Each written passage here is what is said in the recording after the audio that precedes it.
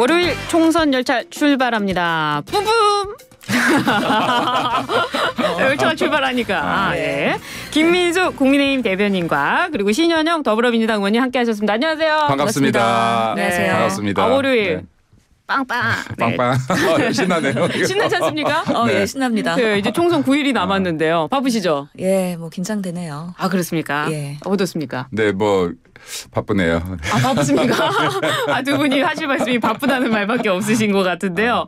22대 총선이 9일 앞으로 다가왔습니다. 공식 선거운동이 지난주부터 시작이 됐는데 두 분 활동 좀 여쭤봐야 될 것 같아요. 우리 누가 먼저 얘기하실까요? 아유, 의원님부터 하시죠. 아니, 뭐 의원님부터. 여당부터 하는 겁니다, 원래. 아, 그런가요? 예, 양보합니다. 아, 이렇게 또 훈훈하군요. 그럼 국민의힘부터 얘기 들어보죠. 어떻습니까?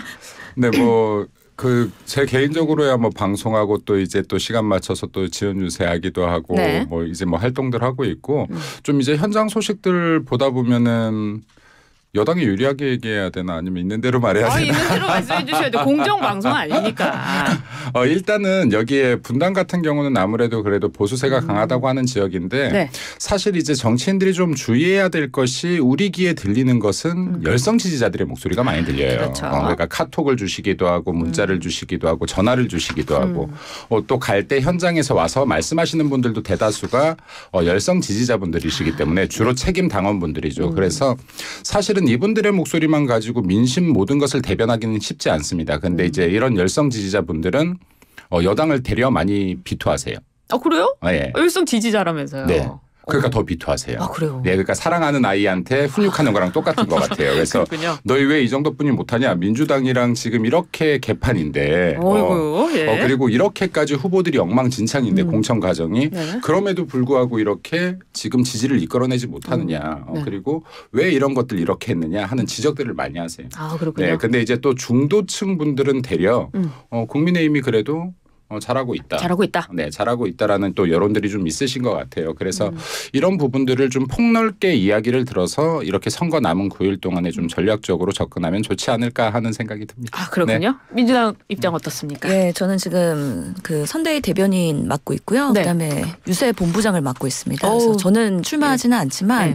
그래도 방방곡곡에 여론들의 얘기를 많이 듣고 있고 또 김민수 대변인께서 분당 얘기하셨고 저도 네. 분당 갑에 다녀왔거든요. 다녀오셨어요? 예, 근데 우리 지역 주민들의 네. 눈과 어. 표정이 아주 따뜻했습니다. 아, 따뜻했군요. 예. 아, 여기는 지금 회초리를 들었다는데. 저희들한테 손잡아 주시고 어. 화이팅 외쳐주시고 예. 그래서 분당도 이제는 분위기가 많이 바뀌고 있구나라는 거에 대해서 저희가 기운을 많이 얻었다는 기운을 말씀 얻고 있고. 드리고 싶고요. 예. 무엇보다도 정권 심판 그리고 윤석열 정부의 독재 이런 부분을 견제해달라는 당부의 말씀 있으셨고 네. 특히 저는 의사이기 때문에 의료계 인사들 많이 만나잖아요. 아, 어떻습니까 지금? 예. 분노에 차 있습니다. 아, 그렇기 분노에 차 때문에 있어요. 이 네. 2,000명의 의대 증원을 이렇게 계속 고집한다면 정말 이번 총선에서 국민의힘 심판받을 거다라는 아주 쓴소리 많이 하고 계시기 때문에 예. 이 의료계 하여튼 장기적으로 국민 피해가 많이 가고 있어서 잘 해결됐으면 좋겠다라는 마음을 갖고 네. 끝까지 예. 저희가 겸손한 마음으로 성심성의껏 충실하게 예. 선거운동 하겠습니다. 아, 그렇군요. 제가 아까 앞서서 이렇게 앞에서 오시는 분들의 이야기만 들으면 안 된다고 했는데 눈빛이 따뜻한 거는요. 사실 신현영 의원님 보고 이렇게 따뜻한 눈빛 안 짓기가 쉽지 않아요. 그래서 이제 그걸로 민심을 판단하기에는 좀 저한테 그런 게 속도가 아니고 이광재 후보님한테 이거 그렇게 그래요? 따뜻하더라고요. 알겠습니다. 아, 그래서 말씀 주신 대로 의사분들이 굉장히 네. 분노하고 계신다 하시는데 오늘 윤 대통령께서 그 대국민 담화를 발표하신다는 거예요. 이렇게 되면 좀 반전 모멘트가 있을까요?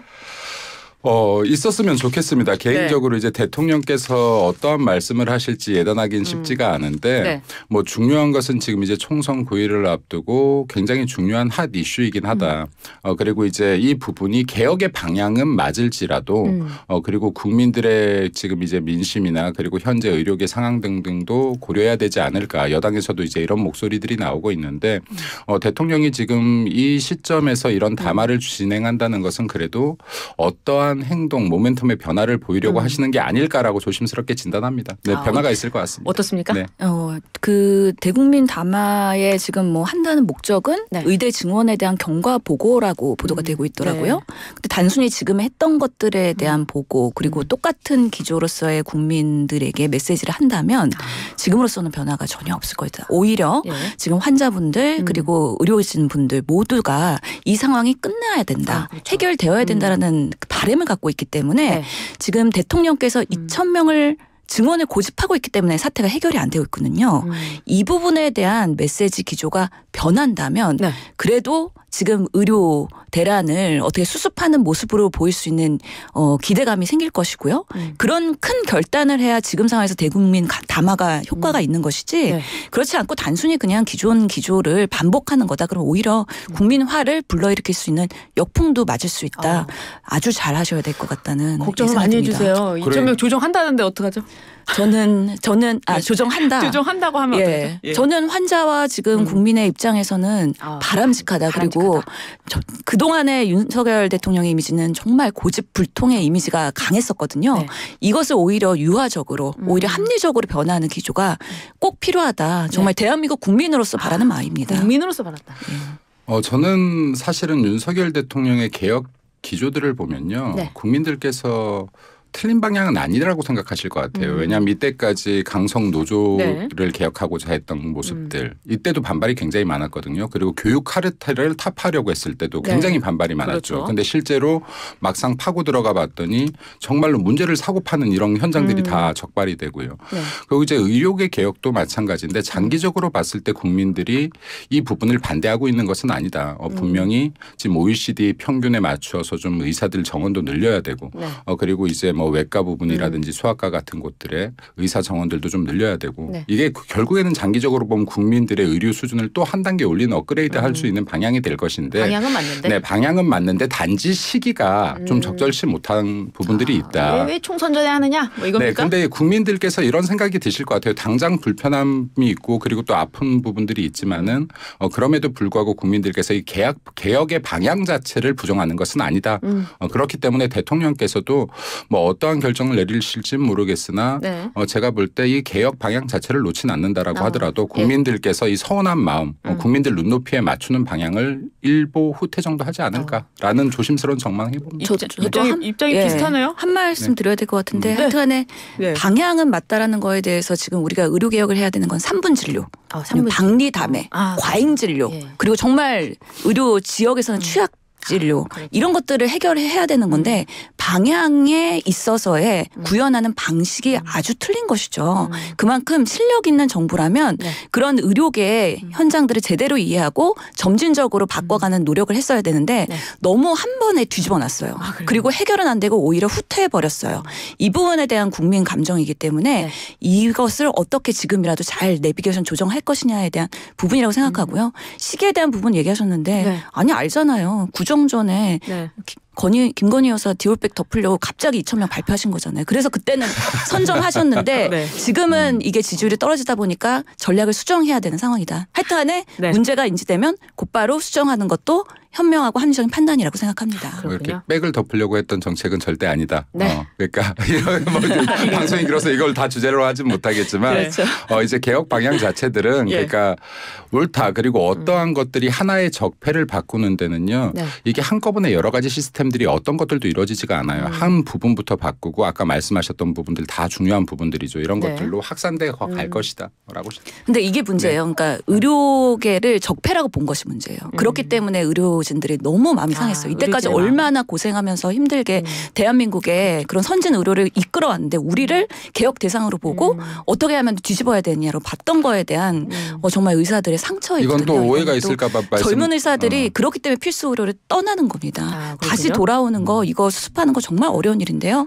오히려 잘 하려다가 오히려 후퇴시켜놨어요. 이거에 대한 지금 심판을 받을 것 같아서 오늘 문제입니다. 담화를 통해서 잘 해결했으면 좋겠다면서요. 그 해결을 하셔야죠. 네. 지금이라도 잘못했으면 인정을 하시라는 혹시 얘기인 또 거죠. 오해가 될까 봐 예. 그러는데 의료계를 적폐라고 하는 것이 아니라 네. 이 시스템 그러니까 증언이 늘어나지 않는 한계에 부딪힌 거 수십 년 동안 이 정언이 그 자리에 멈춰 있는 이런 시스템에 대한 부분을 말씀드리는 것이고 의사분들 당연히 고생하시죠. 너무나 고생하시고 그리고 없어서 안 되는 직업이고 이분들의 환경도 나아져야죠. 그래서 이제 이런 부분들까지도 개혁 시스템의 개혁 대상이 될 것이다. 네. 그리고 장기적으로 보면 의사분들께도 좋은 방향성이 될 것이다라고 생각합니다. 알겠습니다. 이 얘기는 또 담화가 나오면 그때 또 이야기 네. 해보도록 하고요. 아우 여기도 또 의사 불타올라요. 출신이시라. 불타오르는데요. 예, 정말 이렇게 의료계가 네. 보수를 지지 안 하는 경우는 전 난생 처음입니다. 아, 그러셨군요. 예. 난생 처음 경험하는 총선. 국민의힘과 더불어민주당 모두 이 윤석열 대통령, 윤 정부 심판론을 꺼내 들었습니다. 아, 죄송합니다. 다시 읽을게요. 저 죄송합니다. 아, 심판론. 국민의힘과 더불어민주당 모두 심판론을 꺼내 드렸는데요. 국민의힘은 이재명 조국 심판, 민주당은 정권 심판. 이렇게 지지 호소를 나서고 있는데 이 발언 수위가 점점 높아지고 있습니다. 각 당에서 어떻게 평가하는지 먼저 국민의힘 들어볼까요? 일단은 뭐 이재명 대표야 온 국민이 또 인정하시는 그 막말의 대가라고 생각해요. 예. 그래서 이제 이게 뭐 비단 정치권을 넘어서 예.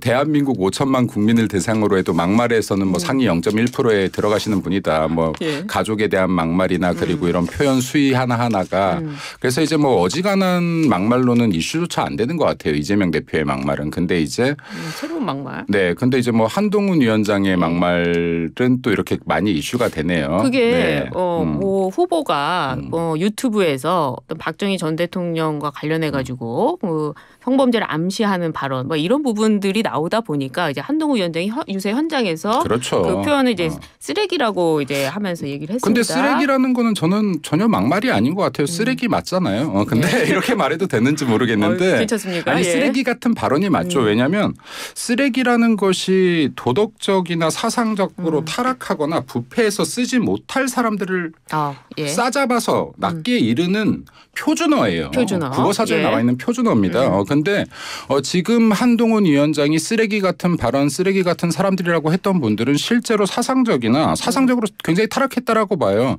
여기에 뭐 성적 인식에 대한 부분들도 지금 그릇된 성 인식들이 머리에 가득 찼던 분들인 것 같고. 네. 네, 그리고 정말로 초등학생이나 이 위안부 할머니들까지 성적 대상으로 잡는 이런 발언들을 하기도 하고 또 누군가는 어떤 나라의 사람이 정력이 세네 마네까지 했던 발언들도 있고 그럼 이런 분들을 지금 이런 분들의 발언을 쓰레기라고 안 하면 뭐라고 표현할지 알려주시면 좋을 것 같아요.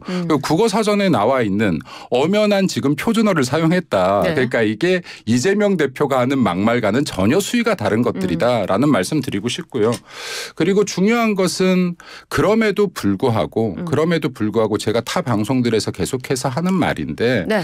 그래도 각 당의 대표들께서 국민들 다 들으시는 이런 또 언어이다 보니 좀 더 이쁜 말 아름다운 말을 썼으면 좋겠다. 좋겠다. 네, 그런 정치적 문화가 됐으면 좋겠다. 예. 말씀드린 한동훈 위원장의 발언이 나오게 된 거는 이제 김준혁 후보의 발언이었는데 김준혁 후보는 증언을 바탕으로 한 것이다. 또 이렇게 입장을 얘기했어요. 근데 지금 듣고 계시다가 하실 것 같은데 어떻습니까 입장? 아니 뭐 우리 정치의 수준을 품격을 떨어뜨리는 행위를 지금 한동훈 위원장이 자행하고 계시는 거잖아요. 사실은 한동훈 위원장이 이렇게 정치권을 넘어오실 때 국민들이 반응했던 거는 네. 새로운 정치할 것이다. 새로운 정치. 여의도 문법 쓰지 않을 것이다. 그랬죠. 예, 그렇기 때문에 뭔가 다른 정말 젊은 시대에 예. 그런 품격 있는 정치를 기대했는데 아니나 다를까. 아니나 이제 다를까? 분리하면 이제 막말 나오는구나. 막말 나오는군요. 본성 드러나는구나. 본성이 드러나요. 라는 생각이 드는 거죠. 쓰레기 같은 발언을 하는 것 자체가 한동훈 위원장의 입이 쓰레기가 되고 있다. 쓰레기통이 되고 있다. 이렇게 볼 수도 있는 거거든요. 그래서 아무리 막다른 골목에 다다르더라도 그리고 상대가 아무리 좀 문제가 있다 하더라도 네. 우리가 이런 방식으로 지금 얼마 남지 않은 선거에서 네. 마무리하는 것이 과연 대한민국 정치에서는 도움이 될 것이냐에 대한 생각이 들고요. 네. 결국에는 혐오 정치나 갈등 정치 이런 것들을 조장하는 방식으로의 발언이잖아요. 이게 총선 기간에 네.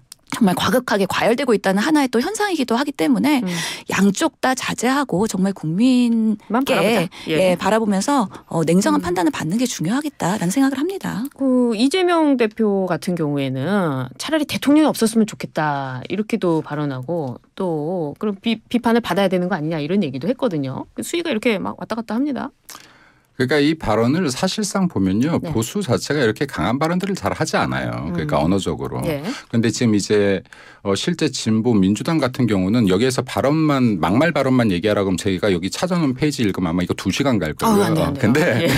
근데 발언들이 굉장히 세죠 사실은. 근데 이러한 부분들을 어떻게 표현하다가 제가 봤을 때는 그래도 제한된 언어로 표현한 게 쓰레기 정도가 아니었나 생각돼요. 그리고 지금 이제 아까 이재명 대표 같은 경우가 대통령이 차라리 없으면 좋겠다. 대통령이 뭐한 이거는 지금 사실은 선거 불복에 해당돼요. 그래서 이게 진짜로 180 거대 야당 공당의 당대표로서는 할 말이 아니다. 네. 이런 것들이야말로 발언 수위가 국민을 경시하는 태도다라는 말씀을 좀 짚어드리고 싶고 네. 그리고 여기 뭐 시간이 많지는 않지만 이재명 당대표야말로 진짜로 당대표하는 기간 동안 열심히 노신 것 같아요. 여기에 지금 이제 뭐 한국경제였나요? 여기에서 이제 뭐 그 진짜로 의정활동 이 전수조사한 게 있더라고요. 의정활동. 네, 의정활동 전수조사한 게 있는데 여기에 뭐 출석률도 끝에서 뭐 4등인가 그렇고요. 그리고 이제 법안 발의한 건 끝에서 2등. 네, 진짜로 이게 그리고 하위 2%에 해당하더라고요. 그럼 이 평가 자체가 이분 도대체 이 하위 20%에 어떻게 통과되셨나 몰라요. 그러니까 공천이 안 됐어야 돼요. 민주당 기준으로 보면. 그런데 지금 이렇게 열심히 노셨던 분이 대통령이 있었으면 좋겠다 없었으면 좋겠다 하는 것들은 이런 선거 불복적인 발언까지 한다면 이거 이상의 망언이 어디 있고 막말이 어디 있겠습니까. 국민들의 의사결정 자체를 무시한 것인데요. 그래서 그럼에도 불구하고 네, 아름다운 말 쓰자. 아름다운 말 쓰자. 네. 얼마 전에 이수정 후보가 그랬잖아요. 잠시 이성을 잃었었다. 이성을 잃었었다. 사과한다고 했었잖아요. 지금 국민의힘이 지금 계속 이성을 잃고 있어요. 그래서 막말 정치의 논란은 앞으로도 남은 기간 동안에 한동훈 위원장 계속 할 수밖에 없다. 그러면서 우리가 아니라 국민의힘의 보수 집토끼를 집결시키는 데 있어서 어쩔 수 없이 집결이라도 집토끼라도 챙겨야 된다라는 수를 쓰고 있는 거 아닌가. 그만큼 수에 밀려 있다라고 생각을 합니다. 예, 이렇게 거칠어진 발언 그 중심에는요 또 양문석 후보의 논란이 있습니다. 부동산 투기 의혹의 논란이 일고 있는데 민주당에서는 어떻게 이 문제를 해결하려고 하시는 겁니까? 주말 동안에도 기자분들이 많이 질문을 하셨어요. 사실은 이게 아직까지는 사실관계가 다 드러나지 않았기 때문에 조금 더 사안을 들여다봐야 된다라고 생각을 하고요. 후보 개인의 문제로. 후보가 지금 국민의 눈높이에 맞지 않는다고 사과를 했음에도 불구하고 새롭게 드러나는 사실도 있고 일부 지난 조선일보 단독은 오보였던 걸로 확인이 됐고 그렇기 때문에 이제 주말 동안에 조금 이게 사건을 들여다보는데 한계가 있었던 만큼 조금 더 당에서도 사실관계 확인이나 이런 것들이 필요하다라고 판단을 하고 있습니다. 그래서 이 부분이 간단치 않다라는 생각은 들고요. 예의주시하고 있다. 다만 지금 후보가 억울한 부분도 있고 또 편법은 있었지만 사기는 아니다라고 주장하고 있는 만큼 본인의 소명을 들어보면서 그 부분에 대해서 국민의 눈높이에 맞는 판단을 민주당도 하게 되지 않을까라는 생각을 합니다. 그렇군요. 국민의힘은 어떻습니까? 공세를 막 해야 되지 않습니까? 양문석 비단 후보만의 문제가 아니에요, 이게. 그러니까 지금 이거는 민주당의 위선과 관계된 문제다라고 판단되어지는데 불과 얼마 전에요. 여기에 지금 갭투기로 인해서 후보 사퇴를 했었을 때 이재명 당대표가 이런 말을 합니다.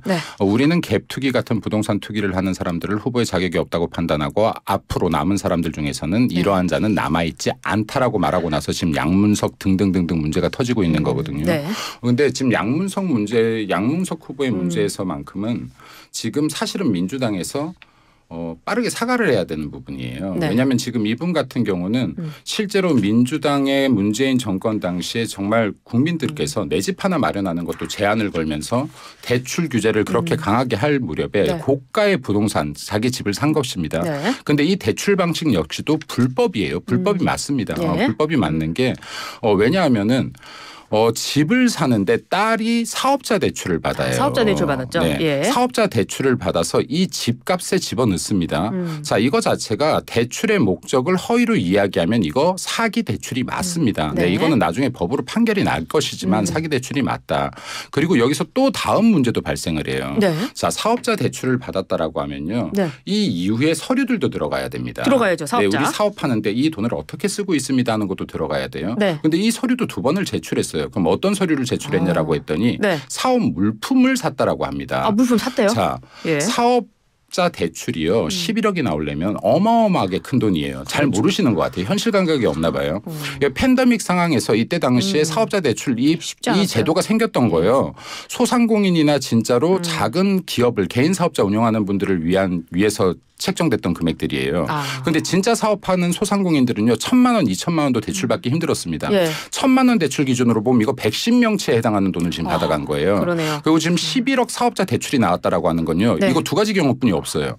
시설 투자를 한다고 했거나요. 두 번째는 R&D 투자를 한다고 했거나 이 딱 두 가지여야 됩니다. 예. 그럼 지금 신규로 생긴 사업자가 갑자기 11억을 받았다? 말도 안 되죠. 근데 여기에서 물품을 사는데 이 비용을 썼다고 했다고요? 그럼 이거는 공문서 사무소 위조까지 들어갈 수 있다라는 말씀을 드립니다. 예. 그래서 예. 이 부분은 비단 법적인 문제도 문제이지만요. 네. 이거는 민주당이 아까 제가 위선이라고 했는데 국민들께는 부동산 투기 잡아야 됩니다. 집 사지 마세요 하면서 숨어서 이런 불법과 편법을 하면서 네. 내 집은 사고 그리고 진짜로 뭐 여성 인권은 챙기는 척하면서 성폭력 피해자들 2차 가해, 3차 가해하고 모든 위선들과 연관이 돼 있다.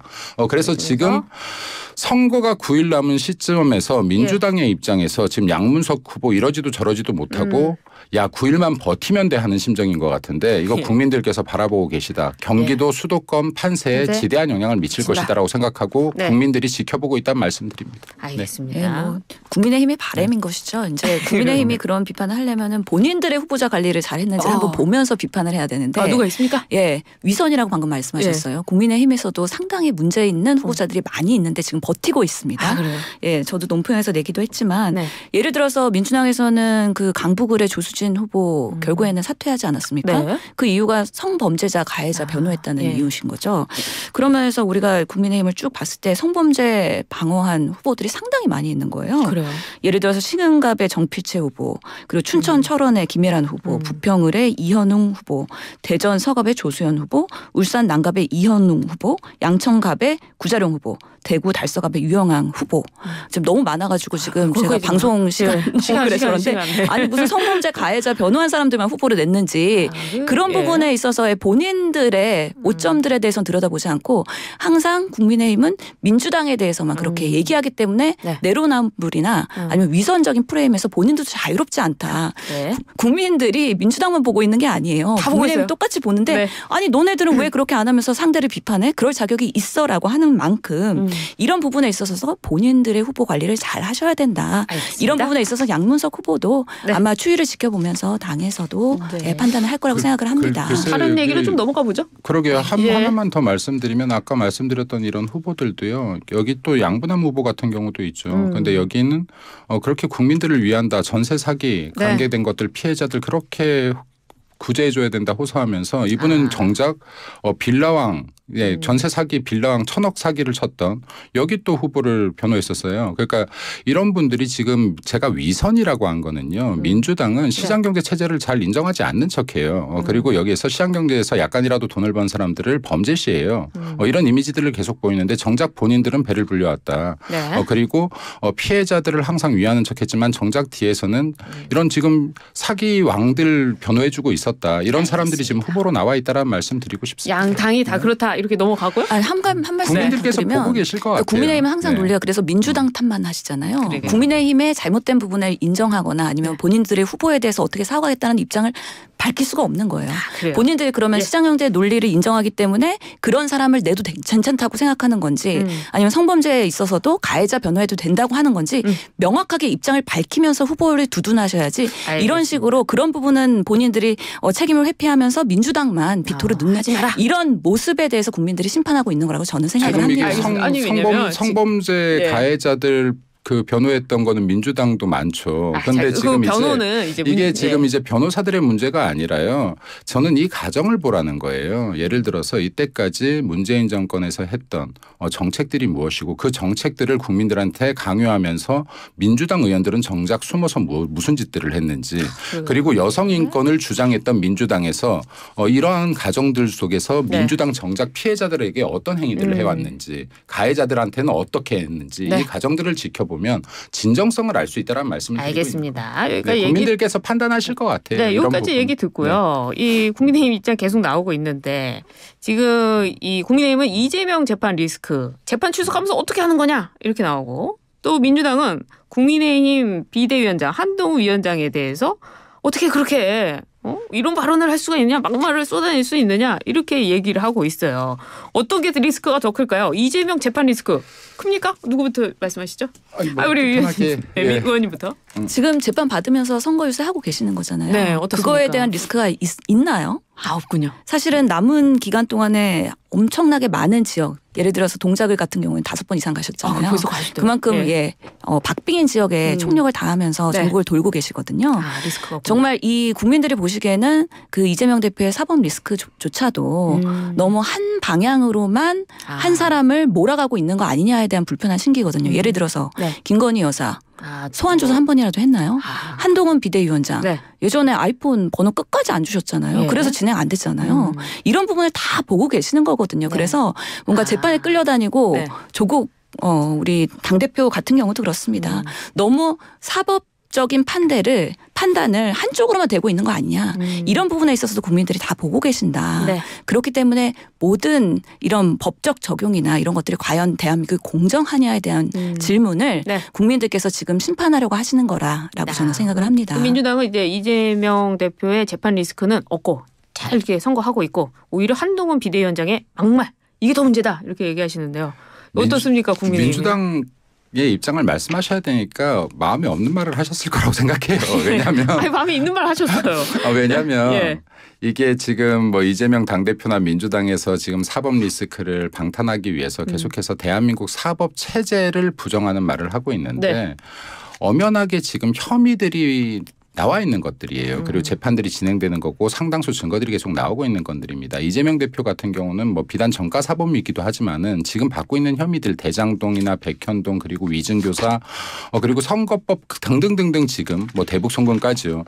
굉장히 많은 혐의들로 지금 일주일에 3-4번 재판을 받고 있는데 이것을 지금 검찰 독재 때문이다라고 얘기해서는 안 된다는 거예요. 본인이 지금 이런 혐의를 저지른 본인에 대한 반성이나 자성이 전혀 없다. 그리고 지금 조국의 강 건넌 지 얼마나 됐습니까? 이거 2년도 안 됐습니다. 많은 국민들 가슴에 상처를 줬던 사건이에요. 그런데 조국 신당이 지금 지지율이 좀 올라가니까 그거 잊으신 것 같아요. 내 딸 의사 한번 만들어 보자고요. 이거 부정한 행위들을 했던 사건이에요. 그런데 민주당이야말로 지금 이러한 자성들을 좀 해라. 이게 국민들 앞에서 굉장히 부끄러운 것이다.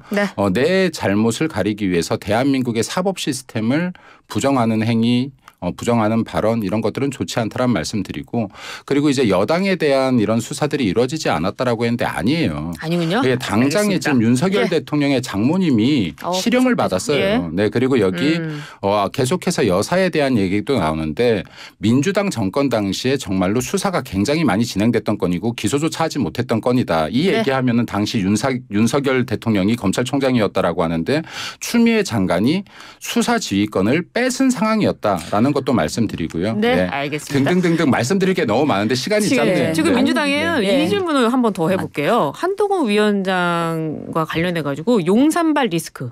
요게 오히려 더 얘기하실 게 더 많으실 거라고 생각이 드는데요. 한동훈 위원장이 용산발 리스크에도 굉장히 그 대응을 하고 있습니다. 그래서 이종석 호주 대사 거치도 그렇고요. 정리를 하고 있는데 이 어떻게 보고 계세요? 그래서 우선 김민수 대변인 얘기한 거에 이어서 얘기를 하면 정말 국민의힘이 주장한 대로 그게 정말 기정사실이면 국민들께서 이번 총선을 앞두고 국민의힘을 왜 지지하지 않을까 자가반성해야 된다. 라고 생각을 합니다. 예를 들어서 그 국민의힘의 사무처 노조에서 어제 입장을 냈어요. 예. 백성만이라도 제발.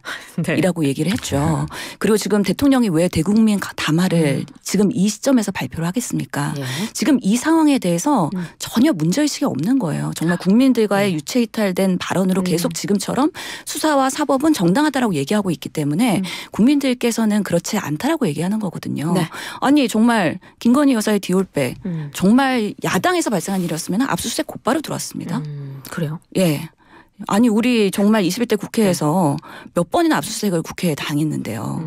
이런 부분에 있어서는 공정하지 않다라는 거에 대한 분명히 우리 사회적 인식이 있는 거를 인정을 하셔야 된다. 네. 그리고서는 네. 수사 받을 거 받고 명확하게 공정하게 해야 되는데 윤석열 대통령의 공정에 대한 프레임이 지금은 먹히지 않고 있다라는 생각이 들고요. 그러면서 아까 말씀하신 이종섭 대사나 황상무 네. 수석 다 나왔잖아요. 이 이제. 부분에 대해서는 이제 그럴 수밖에 없는 정말 선거를 앞두고 할 수밖에 없는 상황이었던 거죠. 사실은 원인 제공을 하지 말았어야 되는데 원인을 제공하고서는 그것을 수습하는 데 있어서의 한동훈 위원장의 그런 여당의 역할을 또 약속대련처럼 한 게 아닌가라는 생각이 들기도 하고요. 근본적으로는 이종섭 대사 건은 그 대사를 철회하느냐가 문제가 아니고요. 네. 최상병 수사를 얼마나 제대로 할 것이냐에 대한 문제라고 생각을 합니다. 왜 수사 외압을 했는지 그리고 그 상황에서 은폐한 과정은 무엇인지 공수처에서. 그리고 국회에서 왜 발언은 거짓으로 했는지 이런 부분들이 명명백백하게 밝혀져야 되는데 지금 드러난 게 하나도 없습니다. 일부 언론에서 단독 보도로서 계속 이런 거 문제가 있는데라고 얘기하고 있지만 실제로는 제대로 된 그런 수사 진행이 안 되고 있다는 게 지금 현실이거든요. 공수처가 이런 부분들이 제대로 빠르게 공수처부터 해서 네. 빠르게 수사가 되고 필요한 경우에 정말 국회에서도 국정조사해야 되는 네. 아주 중요한 부분이라고 생각을 하는 것이죠. 이게 어떻게 심판의 계기가 되는 겁니까? 예, 지금 봤을 때는 총선에서 사실 국민의힘이나 정부 여당의 악재가 됐던 거는 이종섭 대사, 황상무 수석의 그런 회칼 발언 그리고 의료 대란에 지금 수습을 못하고 오히려 사고치고 수습 못하고 있는 상황들 이 잘 되고 있는 의료에 있어서의 오히려 현장을 필수 의료를 퇴행시킨 부분 이런 부분에 대해서 평가를 받는 것이거든요. 그렇습니다. 그런 부분에 있어서 정부 여당은 사실 선거 앞두고 할 수 있는 게 너무 많습니다.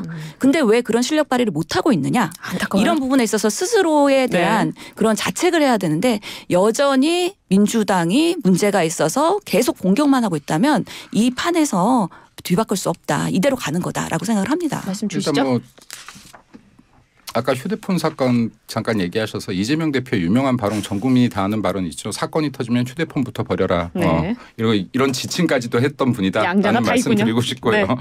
그리고 이재명 대표의 사법 리스크가 검찰 독재 때문에 당의 지지율이 안 나온다라고 생각하면 이건 민주당에서 굉장히 원인 분석을 잘못하고 있는 것이다. 이재명 대표가 잘못하고 전 국민이 대다수가 인정하는 것들이에요. 네. 그리고 이게 지금 재판을 굉장히 지연해 왔다는 것도 사람들이 알고 있는 사건들입니다. 그리고 이제 제가 민주당에 드리고 싶은 말은요. 이런 거예요. 혐의가 있어서 기소가 됐고 지금 수십 번의 재판을 받고 있고 긴 시간 지금 이 판결을 나누고 있는 사건들도 부정해요. 네. 하물며 조국 같은 경우에 재심에서 실형을 받았어도 부정하려고 그래요. 아직 대법원이 남았다고. 근데 여당에서는요. 아직 기소가 되지도 않았어요. 혐의 확인이 안 됐는데도 마치 범죄 확정자처럼 몰고 가요. 예를 들어.